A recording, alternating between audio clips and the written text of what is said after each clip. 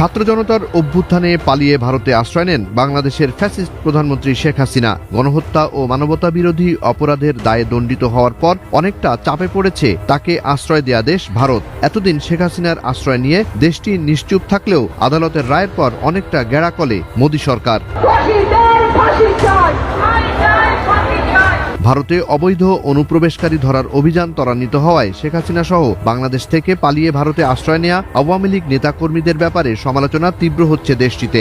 আরও একটি নতুন নিউজে আপনাদেরকে স্বাগতম। দর্শক, আসন্ন জাতীয় নির্বাচনকে ঘিরে বর্তমান বাংলাদেশের রাজনৈতিক অঙ্গনের যেই অবস্থা, সর্বশেষ যেই পরিস্থিতি তৈরি হয়েছে, তার এই আলোকে বেশ কিছু নিউজ নিয়ে আবার হাজির হয়েছে। দর্শক, মূল ভিডিওতে চলে যাওয়ার আগে আপনাকে অনুরোধ করব, আপনি আমাদের চ্যানেলে নতুন হয়ে থাকলে সাবস্ক্রাইব করে পাশে থাকা বেল আইকনটিতে অল দিয়ে রাখুন। আর নিত্য নতুন এই ধরনের ভিডিও সবার আগে পেতে আমাদের ভিডিওতে লাইক দিয়ে আমাদের সাথেই থাকুন। চলেন দর্শক, কথা না বাড়িয়ে আমরা ভিডিওর মূল পর্বে চলে যাই। ছাত্র জনতার অভ্যুত্থানে পালিয়ে ভারতে আশ্রয় নেন বাংলাদেশের ফ্যাসিস্ট প্রধানমন্ত্রী শেখ হাসিনা। গণহত্যা ও মানবতা বিরোধী অপরাধের দায়ে দণ্ডিত হওয়ার পর অনেকটা চাপে পড়েছে তাকে আশ্রয় দেয়া দেশ ভারত। এতদিন শেখ হাসিনার আশ্রয় নিয়ে দেশটি নিশ্চুপ থাকলেও আদালতের রায়ের পর অনেকটা গেড়াকলে মোদী সরকার। ভারতে অবৈধ অনুপ্রবেশকারী ধরার অভিযান ত্বরান্বিত হওয়ায় শেখ হাসিনা সহ বাংলাদেশ থেকে পালিয়ে ভারতে আশ্রয় নেয়া আওয়ামী লীগ নেতাকর্মীদের ব্যাপারে সমালোচনা তীব্র হচ্ছে দেশটিতে। ভারতের বিরোধী রাজনীতিবিদ এবং কূটনৈতিক মহলে প্রশ্ন উঠেছে, আর কতদিন হাসিনা কামাল কাদেরকে মেহমানদারি করবে দিল্লি? হাসিনা ও আওয়ামী লীগের ভারতে থাকার বিষয়ে প্রশ্ন তুলেছেন দেশটির বিভিন্ন মহল। হাসিনা হটাও ইস্যুতে এখন গরম হয়ে উঠছে ভারতের জাতীয় রাজনীতি।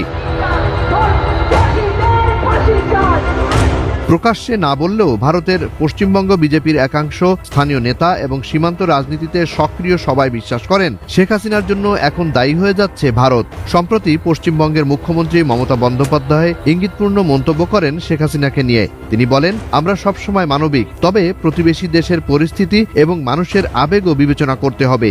একজনের কারণে দীর্ঘদিনের দ্বিপক্ষীয় সম্পর্ক নষ্ট হতে দেয়া যায় না। আইনকে আইনের পথে চলতে দেওয়াই উচিত। বোদ্ধাদের মতে মমতা ব্যানার্জির এ বক্তব্য মূলত হাসিনাকে ফেরত পাঠানোর দাবির প্রতি সমর্থন। মমতার পাশাপাশি একই ইস্যুতে সরব হয়েছে কলকাতার কংগ্রেস, তৃণমূল, বামদল, বুদ্ধিজীবী ও ছাত্র সমাজ। তাদের সাফ কথা, বাংলাদেশের বিচারের সামনে দাঁড়াতেই হবে শেখ হাসিনাকে। আমি তো কালকে বলছি, ঘাড় ধাক্কা দিয়ে এগুলোকে নিয়ে যাওয়া উচিত। এ নিয়ে পশ্চিমবঙ্গের কংগ্রেস নেতা অধীর রঞ্জন চৌধুরী বলেন, ভারত কোনোদিনই স্বৈরাচারীদের নিরাপদ স্বর্গ হতে পারে না। বাংলাদেশে যা ঘটেছে তা জনরোষের বহিঃপ্রকাশ। প্রদেশের বিশিষ্ট বুদ্ধিজীবী ও সাবেক আমলা জহর সরকার বলেন, বাংলাদেশের মানুষ যা চাইছে সেটা আমাদের দেখতে হবে। একতরফাভাবে একটি মত আমরা চাপিয়ে দিতে পারি না।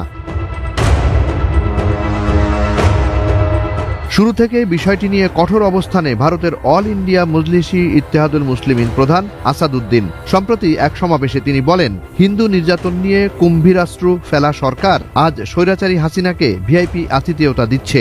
আসাদুদ্দিনের এ বক্তব্য প্রবল সাড়া ফেলেছে ভারতের সংখ্যালঘু ও মানবাধিকার কর্মীদের মাঝে। তাদের মতে একজন দণ্ডিত নেত্রীকে আশ্রয় দেয়া ভারতের গণতান্ত্রিক ভাবমূর্তির পরিপন্থী। এদিকে শেখ হাসিনাকে ফেরত পাঠানোর দাবিতে রাজপথে নামার হুঁশিয়ারি